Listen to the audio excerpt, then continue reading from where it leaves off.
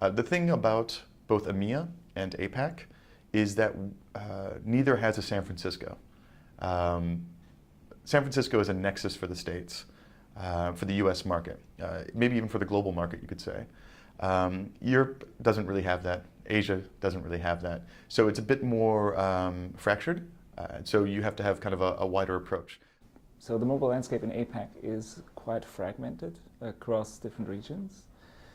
So you'd have China, Korea, Japan being very domestic markets, and then Southeast Asia and India being some sort of a mix, but still with its own very specific particular country characteristics. Yeah.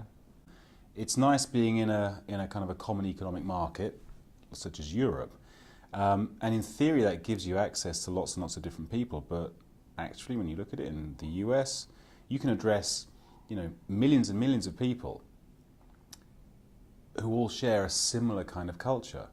Whereas, if I travel just 40 miles across the channel, I am very definitely in a very different culture where people aren't speaking my language. We've got over 100 different nation states in the region that I look after. And there are more than 300 different languages spoken across that region.